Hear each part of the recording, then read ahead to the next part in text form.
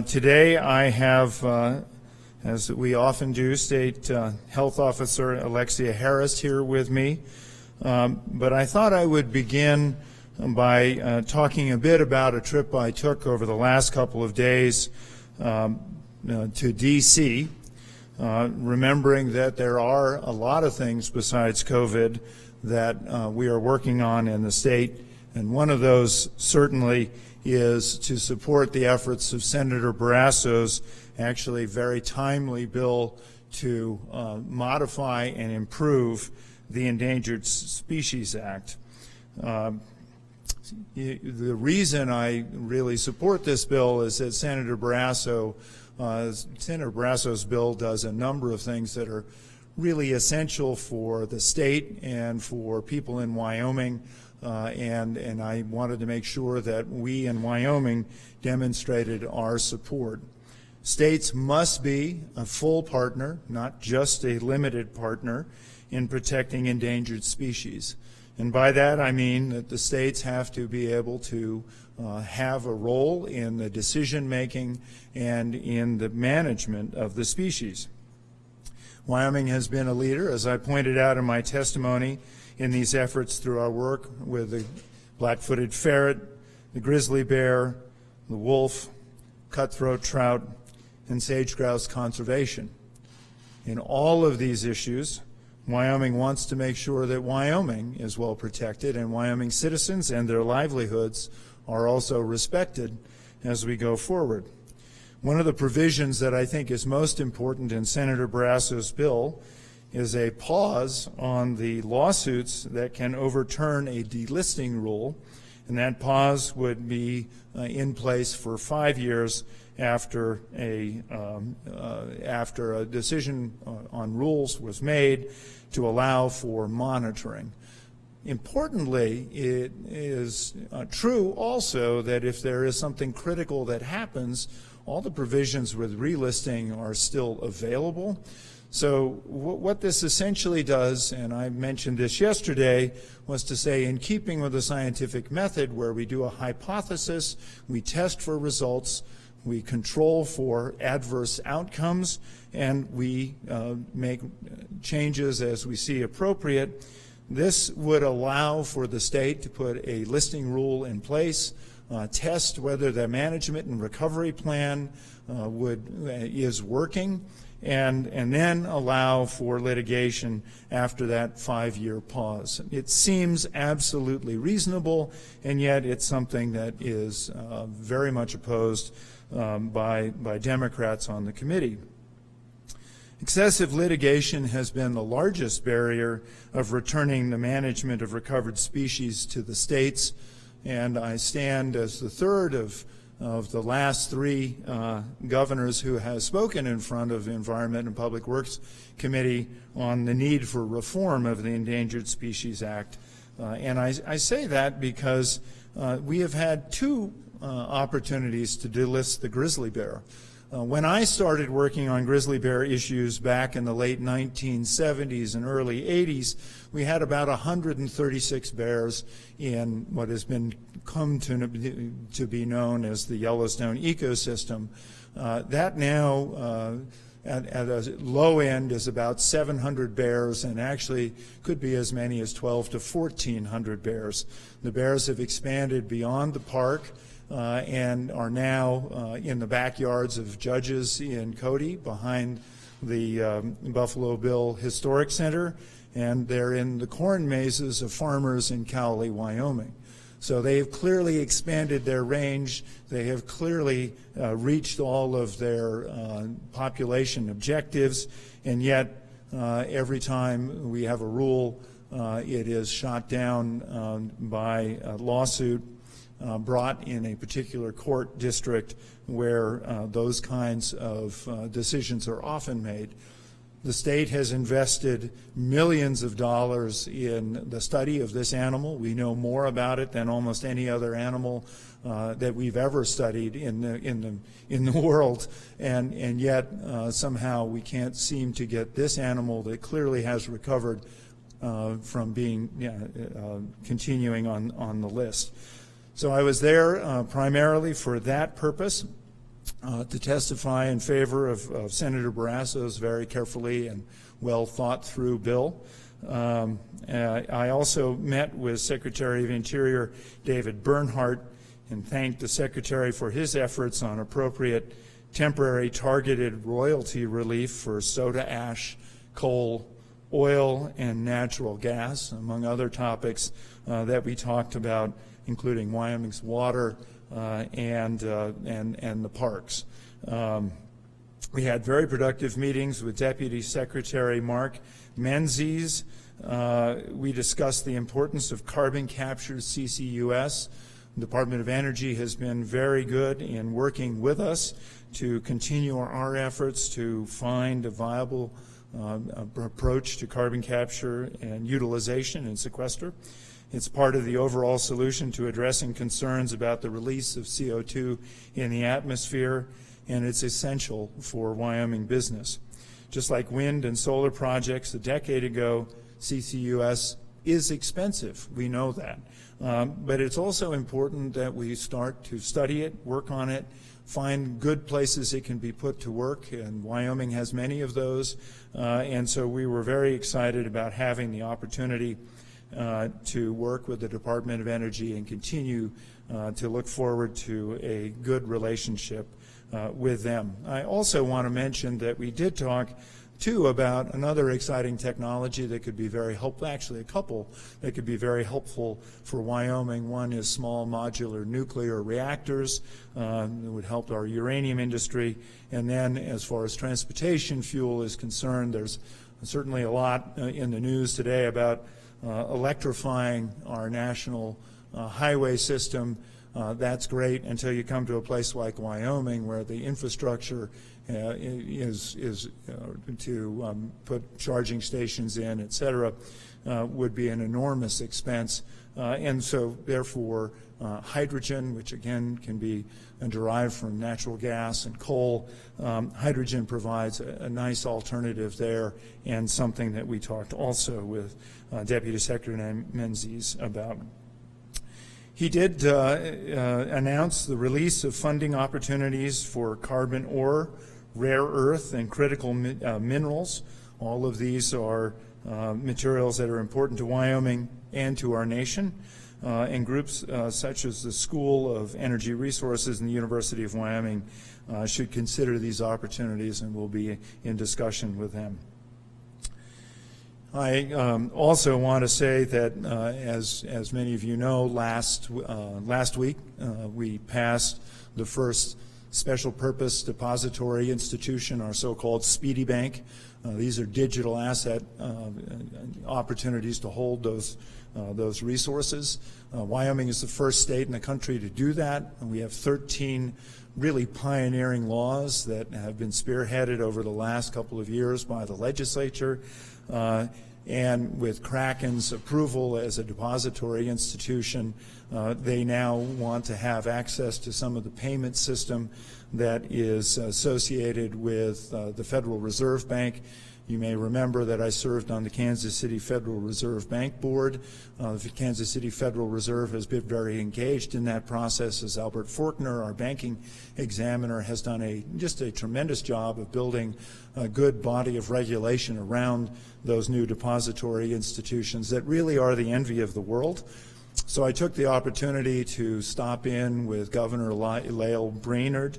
We had actually an afternoon conversation with her one-on-one, talking about how Wyoming really needs to be able to capitalize on this first mover kind of opportunity, that we have done a tremendous amount of work with regard to regulation, and it really would be very, very unfortunate if the federal government and the Federal Reserve dawdled while others tried to catch up with what Wyoming's doing. So I spent quite a bit of time with Lael Brainerd, Governor Brainerd, who actually has a connection to Wyoming. She vacations at a dude ranch very near my home, and so we had a good conversation about that as well.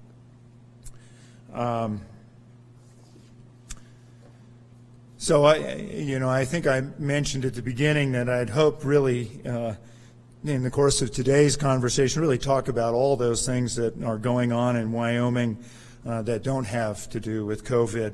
The only thing I really wanted to talk about in the COVID discussion today was our further easing of some of the regulations and restrictions that have been in place. You know, I was happy last week. There's been a lot of various conversation about you know, what's going on with Wyoming. Why are we still keeping some of these things in place? And I was happy to hear from the Restaurant and Lodging Association that we are the 4th least restricted state in the country, and that was really the information I was hoping to bring to you today on COVID. But I think we all saw the news yesterday that over the last week we've seen a spike in cases, and yesterday we set a new record for active cases. As of today, we have 864, so fully 200 more than we did the last time I did this conversation, active cases. And the number of new cases over the past 14 days has increased significantly as well. And we are now averaging around 59 cases a day. Now, to some degree, maybe that's to be not welcomed, but not a tremendous surprise either. We have folks going back to school, and Wyoming is not unique. Our 20-year-olds are going to the bars and spending a lot of time there. That's where a bulk of our cases are coming from.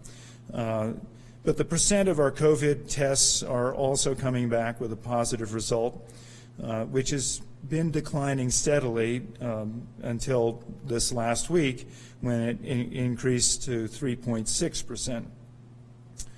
I want to make sure that people understand this is a percent, so it's not due to more testing. It is simply due to more positivity. There has been also a commensurate increase in hospitalizations, and we have 19 COVID-19 hospitalizations reported by our hospitals today. Those are concerning trends.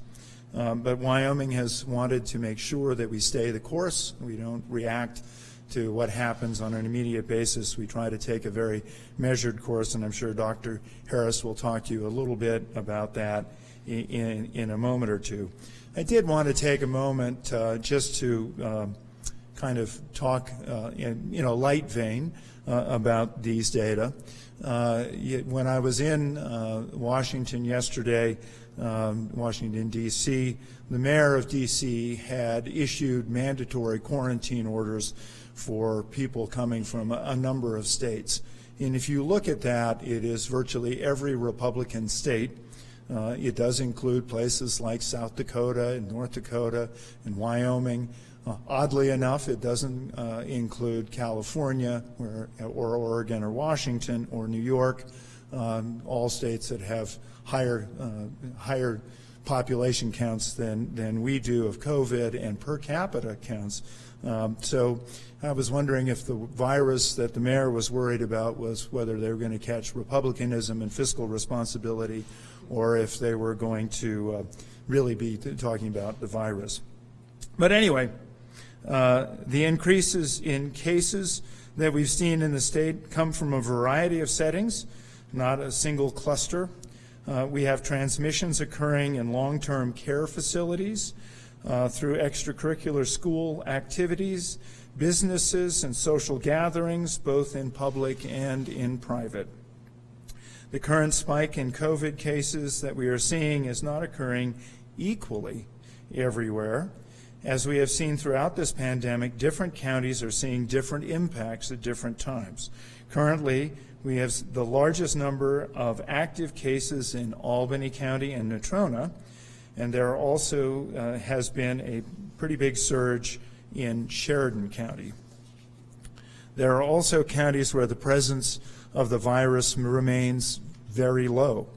8 counties have fewer than 10 active cases of COVID-19, and some counties have low concentrations of cases based on their population. We've always had, I think this is really important, we've always had a provision for counties to apply for variances to our health orders, which will be considered if conditions warrant. And that option remains open for counties to consider. In Laramie, the university being back in session has been part of the increase in virus activity. I think that's empirically obvious.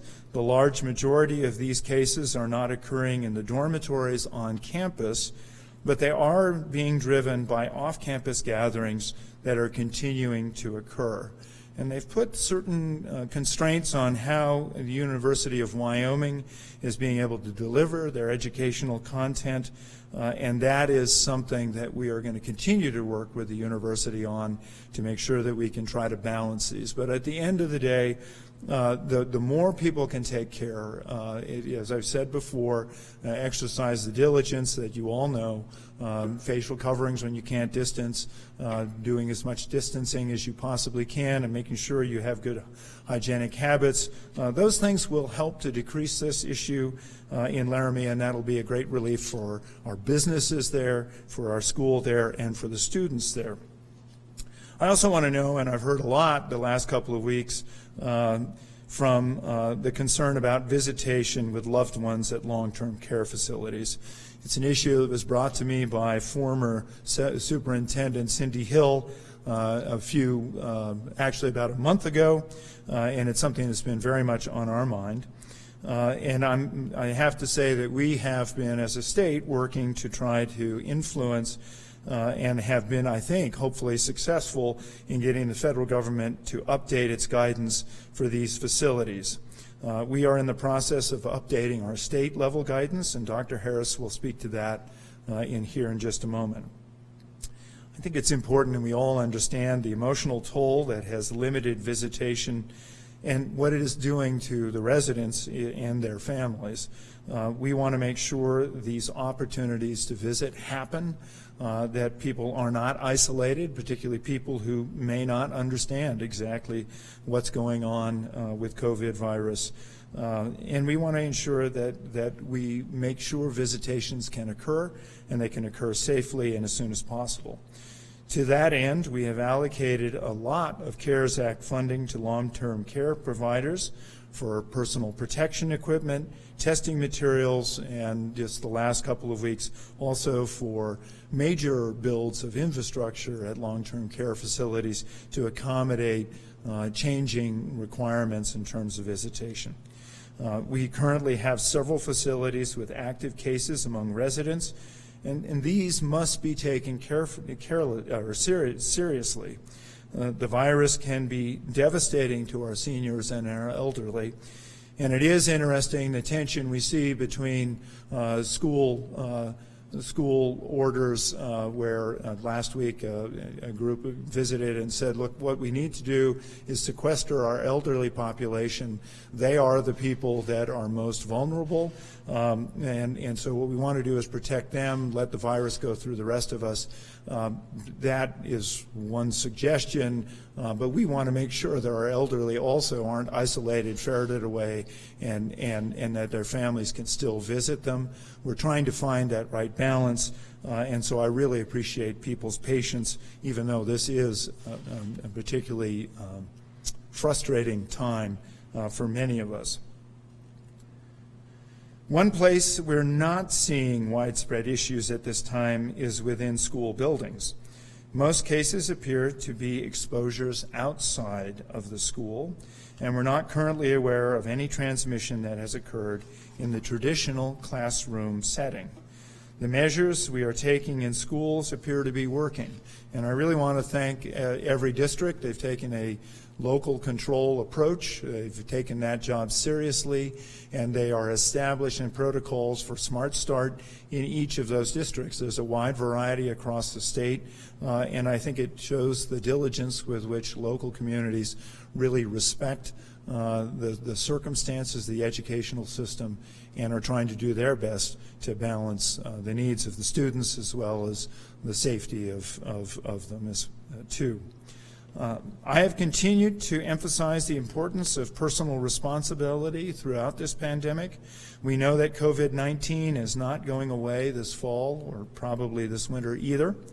I am not interested in imposing additional health orders because we know that things are working and that taking simple steps can help prevent transmission and protect our residents. There will be times when there's an ebb and a flow to COVID infections. We just want to make sure that they stay within parameters that are manageable and do not imperil Wyoming citizens. That brings me to the current health orders, which expire on September 30th. We do plan to announce new orders early next week, and we do expect to have some significant changes to announce. While we are seeing more cases recently, and this is part of what I was saying about staying the course, one place we are not seeing large numbers of cases emerge is from restaurants. So we are looking at expanding the seating capacity of restaurants.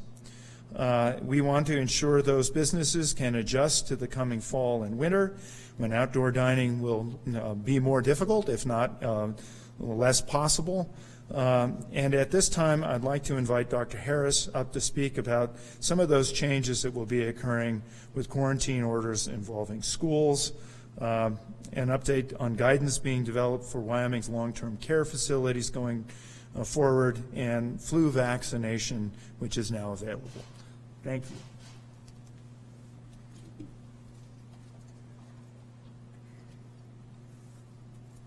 Thank you, Governor Gordon. First, allow me to offer a brief update on schools. Nearly 100 cases among Wyoming students and staff in K-12 schools have been reported over the past month. To date, we are not aware of significant transmission in classrooms or other school settings where both the case and the close contacts were wearing face coverings. As a result, we are changing our quarantine protocols for K-12 school settings. Specifically, we no longer recommend quarantine if a potential school exposure occurs while both the infectious individual and the close contacts are wearing face coverings. Transmission has occurred in school settings where face coverings are not being worn, most notably in connection with school athletics. Quarantine of close contacts will still be necessary in situations where there is exposure and face coverings can't be or aren't worn. We continue to emphasize physical distancing of at least 6 feet whenever possible in schools. While we know that masks are effective, distancing is still our most effective tool. No schools have yet had to close because of COVID-19 because school administrators, staff, parents, and students are working together to help ensure safety. Because children can also be exposed outside of school, following our recommendations outside of schools supports our students as well. With regards to nursing homes and assisted living facilities, I know that the burden has been so tough. Staff have been working tirelessly, and residents and families have been kept apart. Outdoor visitation has been included in Wyoming's guidance since June, and compassionate care visits have been allowed all along by federal regulations and state guidance. As I mentioned 2 weeks ago, we were working to expand our guidance about visitation options to include indoor visitation within these facilities in a safe way. In the meantime, there have been changes in federal regulations, which now also permit indoor visitation. We will have the new statewide guidance consistent with these federal regulations coming out within the next several days. We recognize how important that visitation with loved ones is, but we also recognizes that it increases the risk that the virus can enter the facilities and cause an outbreak. The more steps that we all take to lessen the spread within our communities, the safer it will be for the residents to be able to spend needed time with their families. Finally, I want to discuss flu season. It officially begins next week and runs about 7 months until May. We saw 12 influenza-related deaths reported among Wyoming residents in the most recent season. Influenza B viruses were dominant at first. Influenza A, which is typically associated with more deaths, had started to take over before reported flu activity dropped sharply in March as COVID-19 concerns and restrictions went into effect. Because they are both contagious respiratory illnesses, the measures that we took to slow the spread of COVID-19 also likely lessened the impact of influenza. The highest number of influenza-related deaths among Wyoming residents in the last several decades was 29 during the 2014-2015 season. Since the COVID-19 pandemic began about 7 months ago, we have reported 50 coronavirus-related deaths among our residents. I firmly believe that we would have seen many more deaths had we not taken action to prevent them. Just about everyone 6 months of age and older should receive a flu shot. Flu vaccines are safe and reduce illness, hospitalizations, and deaths. It's a simple but important step. It will not help prevent COVID-19, but is an important tool in our fight against flu. As we approach flu season, we know flu viruses will circulate while COVID-19 remains a threat. Because there are fewer restrictions in Wyoming now than in the spring, the potential harm to our residents and strain on our healthcare system from the combined threat of both influenza and COVID-19 could be significant. The symptoms for both influenza and COVID-19 are very similar, and both flu and COVID-19 can result in serious illness. We also know that people will continue to miss work and school because of COVID, and so any steps that we can take to prevent needing to miss work and school because of flu, like getting the flu shot, are important. Testing is essential to help guide treatment and response decisions. The Wyoming Public Health Laboratory will begin again offering testing that can detect influenza and COVID-19 from the same sample on Monday. We had encountered some supply problems, but those have now been resolved. Although most healthy people can recover, they can spread both viruses to those who are at high risk for serious complications. We've been asking people to think of others with our coronavirus-related recommendations, and now we are also asking them to help us all by getting flu shots. We do ask people to get flu shots every year, and this time it's more important than ever. As much as we would like to wish it away, coronavirus is still with us and remains a threat that we can't overlook. And unfortunately, flu season is not going to stay away for much longer. Thank you, Governor.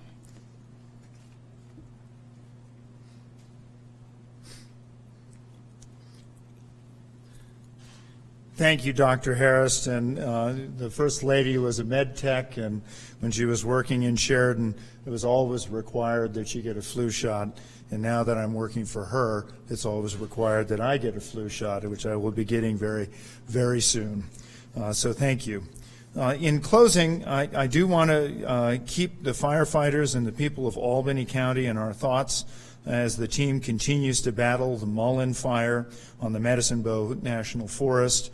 It's grown extraordinarily. Conditions are absolutely perfect for fire weather, and that is a very bad thing for our state. The next 2 days are predicted to be quite challenging, with high winds and lots of deadfall in an area that's very hard to access and move through. And aviation teams are working the fire and utilizing water from Lake Hattie, which is closed to boaters at this time. We also have firefighters that are in California and also in Oregon, aviation crews from the National Guard, and we are always keeping them in our prayers as well.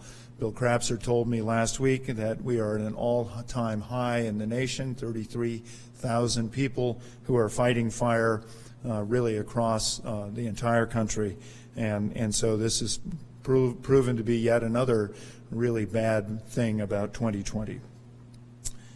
There are going to be challenges that are coming with COVID-10 or COVID-19 while it's around. We have a long winter to go, and we want to be able to keep businesses and schools open and thriving, but we've got to get back to life as normal. Right as I started out, I talked about we've got to get our head in the game. Getting our head in the game means that you take responsibility for the behaviors you have, and Wyoming so far has done very well at that. I have to tell you, and I've mentioned this a couple of times before, I've been working right along through the fall to see if we can open up competition, athletic competition. We see high school football play resuming, and I started with Governor Ricketts of Nebraska, hoping that we could have a home-and-home situation for at least a couple of games for our football team. I've spoken with President Seidel, Tom Berman, the athletic director, and Craig Bowl. Craig Bowl often points to the fact that his team was absolutely clean from June through the fall, because kids are doing a great job. They want to play, they want to do the right thing, and we're doing everything we can to make sure that they have the season. 2 weeks ago, I met a young lady who was running cross country for the University of Wyoming and was really disappointed that she didn't have a chance to compete this fall. So I'm happy to say that Governor Little and I wrote the Mountain West Commissioner Thompson and said, let's have a game. Let's at least, if you can't do all the conference, let's at least figure out a way that we can free up some places like Wyoming and Idaho, Boise State, and I've talked with Governor Herbert as well to see if there isn't a way we can get some football played this fall, some golf played this fall, some soccer played this fall, and let our college athletes, the ones that went to school with the hope of being able to play, resume some play this fall. So stay tuned. We're very hopeful that we'll have favorable information in the coming days. Simple steps that I've been reminding you have proven to be effective. Again, we're a little disappointed. We've seen the rise, but Wyoming has stepped up before, and I know the people will step up again. We have succeeded because of our people, and I just want to say personally, thank you. I know it's frustrating, and believe me, I'm tired of giving you this information on a regular basis too, but when I am able to talk about Wyoming's success, it is because of you, and I'm very proud to have that opportunity. So with that, I will take some questions, and thank you very much. Governor Gordon, this is Mark Bentley with 307 Net Radio in Buffalo. Mark, good to hear from you. It's nice to be here, believe me. I have a couple of questions for Dr. Harris, if I might. Yes. Take the burden off of you for a moment. I'm ready. Okay, Dr. Harris, there was a meeting in Buffalo yesterday evening by a group of parents, about 60 of them, who met with members of the school board and Dr. Mark Schuler, our county public health officer. The goal was to insist on removing mask usage in the school, demask the kids. Have you issued an exception or a variation to any schools to not use masks? And if not, why? And if so, why? But also, what would it take for you to do so? Thanks for that question. I think just first, just a reminder about the health orders is that masks are required in schools only when that 6 feet of distancing can't be maintained. And that's because we know that the science tells us that that 6 foot distancing is the most effective way to prevent transmission. And then masks are an additional important way when that 6 feet can't be maintained, and that's why we require them only when that 6 feet can't be maintained. And, based on what we've seen in the past month, and which is why we made that change in our quarantine protocols that I talked about today, is that we're seeing that they are working, that even in situations, those classroom settings or even transportation settings where kids aren't sitting 6 feet apart, but they're wearing those masks, we're just not seeing transmission in those settings. We, of course, will continue to evaluate the data and make changes or refinements as we always do. I have not granted any exceptions to the school mask requirement. I have not received any. As with all exceptions and variances to the orders, which again have been an option, since we started this process, what I will look at are the data. What is the outbreak data in the location that's asking for an exception? Are there plans in place to make sure that things are safe even without the masks? As always, I'm happy to consider everything, and the decisions are always based on the data. One of the other questions, Dr. Harris, that came up was the use of face shields rather than masks and what it's going to take to get approval for use of those in the classroom. I didn't hear the last part, but I think the question was whether the use of face shields instead of masks was appropriate in schools. And the current understanding now, and this is the understanding at the federal level too, is that there's not data that indicates that face shields are as effective as face masks to prevent those infectious droplets from spreading from one person to another. They're certainly appropriate to use in addition to face masks if people choose to provide some protection for the eyes, or as extra protection in situations where a face mask cannot be worn for whatever reason, for medical or other purposes. And so that's how they're being used right now. As always, as we gather more data on the effectiveness of face shields, if that does turn out to be an equivalent safety measure, we're always happy to make those changes. Thank you, Dr. Harris. I may have another question in a bit. Okay. Next question. Tom, did you have a question? Yes. All right, I'm on. I think this is for Dr. Harris as well, though. Okay. Hi, Dr. Harris. So obviously we've already had our first snow, and winter is, right around the corner, and y'all touched on it a little bit, but how concerned are you about COVID-19 transmitting more easily when winter does arrive, and how much is that factoring into y'all's decisions with these orders as you plan to ease some of them?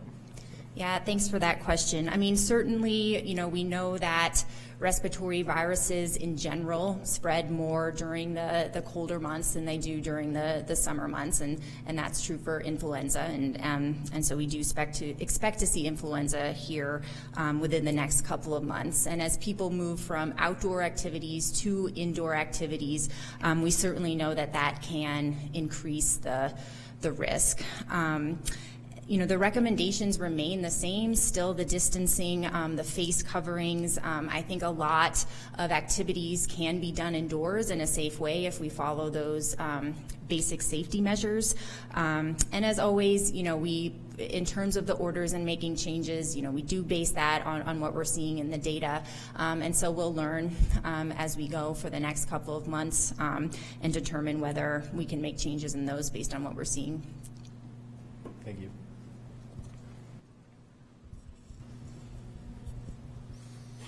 Thanks. Any other questions? Hi, Governor. Jim O'Reilly, Bigfoot 99 Radio. Hi, Jim. Are you seeing the fire from where you are? Yes, you can see it. It's glowing. The south side of the Med Bow is glowing red at night, and there is a lot of smoke in the Platte Valley. It's very, very thick in the mornings. Yes, very serious situation. Well, we've been thinking of you. I have an observation that maybe you could weigh in on first, and then a question. My observation is that your suspicion of the mayor of Washington, D.C., and her concerns about people coming into the nation's capital being more political than medical regarding the coronavirus. I think many people who are listening or watching who are skeptical about all of this will say that that's their feeling about much of what's happening over the last 6 months, that this has been more political than medical in nature. There's a reason why it's called the election infection. I'll let you weigh in on that, but another question, I don't know if you intended to or not, but you kind of created a cliffhanger for the restaurant industry. What do you, can you give us some insight into what the lessening of the regulations for restaurants will be next week? Sure. I'll let Dr. Harris speak a bit to that, the latter part. But to your point, Jim, I think it's certainly providing an interesting tool for politics, this virus. But I don't want to minimize, the fact that it is a real threat and it is serious. 8 days after President Perkins' dad, who was in a long-term care facility in Bozeman, contracted coronavirus. Perfectly healthy gentleman, 94 years old, I think, but he died 8 days later. Herman Cain died from coronavirus, and I know there's lots of discussion about, well, maybe it was some other condition or something else happening. That is not what we're doing here in Wyoming. We are being very accurate. In fact, when we started getting some reports of Wyoming residents who were passing away in long-term care facilities out of the state, and in fact had contracted it out of state, we separated that out for that very reason. We've been trying to be as transparent and direct about what that is, and I think people can take their own advice from that. What I'm saying is that Wyoming is the fourth least restricted state, according to restaurant and lodging. We have the second lowest per capita, the second lowest death rate. We have a declining unemployment curve, and most of that unemployment has really come as a result of the crisis in the energy industry, which was external to COVID. And at the same time, we've had probably one of the best tourism years that we've ever had. We had a record month in July, according to Cam Shawley. August and September months in Yellowstone have been tracking right along with any other normal year. And so Wyoming is kind of, hopefully kind of a sweet spot. Now, having been here for most of the duration, I got to say, it's still annoying to have to wear a mask at times. I get that. But I just wore this thing all the way to D.C. and back, and I wore it all the time I was in D.C. I did the state's business. There are plenty of places. The restaurant we went to in D.C. Probably had 2 clients in it, and so there are other places that are feeling this much, much, much heavier than we are. Doesn't mean we can't do better, and that's what we're trying to do. But I don't want to minimize this. I think it is a serious concern. A good friend of mine who's with the PRCA contacted it in August, and he is still struggling to get his breath going upstairs. So there are lots of conditions, not just mortalities, that occur out of COVID-19, and I don't think anybody would really willingly go into it and say, gosh, let's do it. Let's have this. And those people that talk about herd immunity, I'm a cattleman, and I know that herd immunity also means that I got to have an acceptable death loss. And I'm not sure what that acceptable death loss is. So to me, finding that balance, trying to figure out how we do this to avoid maximizing that acceptable death loss is really, really important. And I know it's frustrating. I know it's tiresome. But boy, oh boy, I'd rather be in Wyoming than I would anywhere else at this point. But Dr. Harris, do you want to speak about the restaurant orders? Thank you. And I can't really give too many specifics as we're still working to finalize that legal language, but essentially the intention is, can we seat more people inside in a restaurant and still do it safely? We certainly recognize that restaurants have been hit hard by this pandemic, and that some of the options they've had over the summer for outdoor seating are they're just not going to be available in the upcoming weeks and months. So we do think that there are ways to sit more people inside and still in a safe way, without the need for restaurants to make big modifications or changes to their operations. And so that's just essentially what we're looking to do.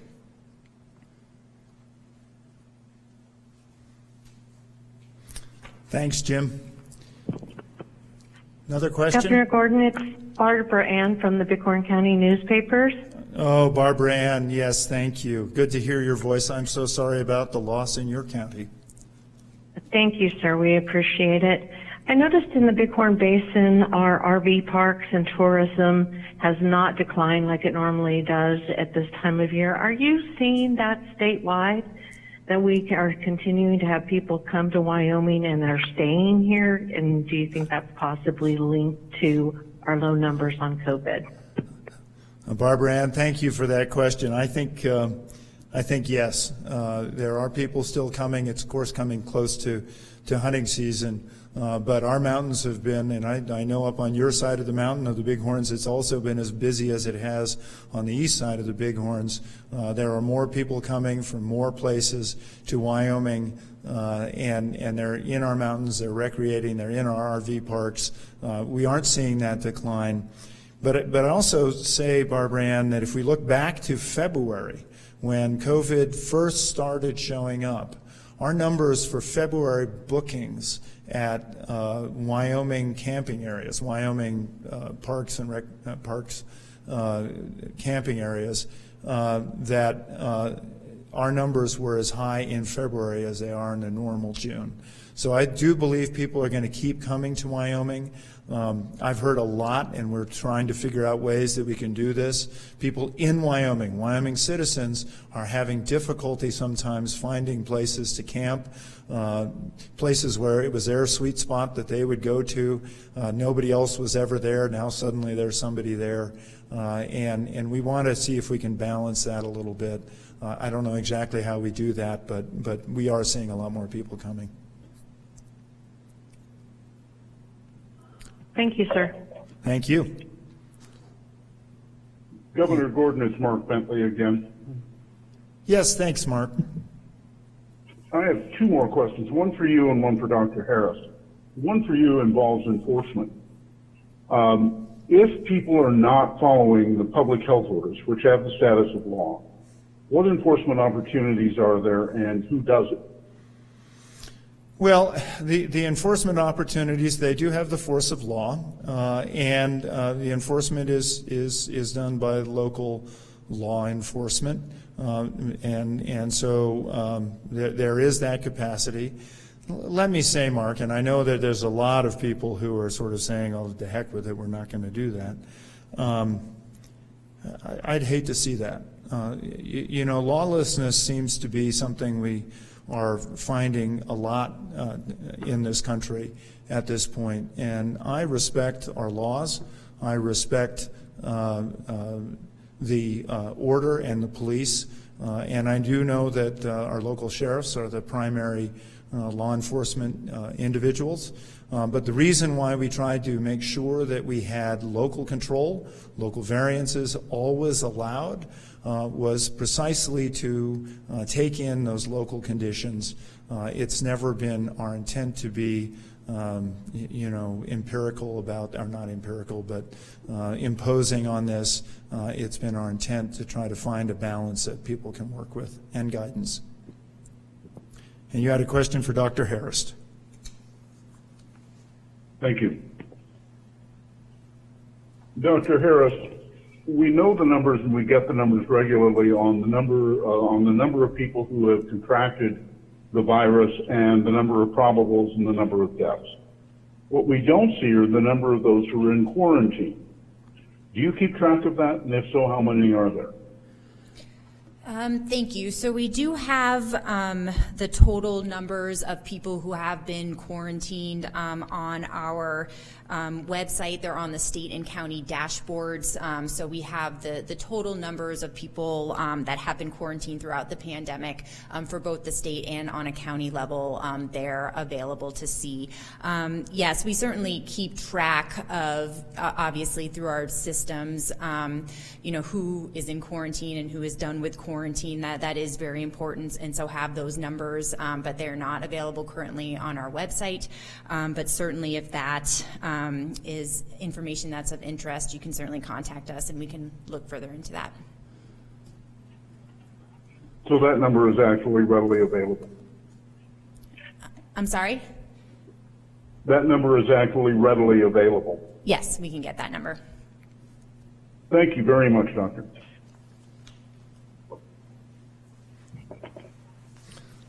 Any other questions? Maybe one or two?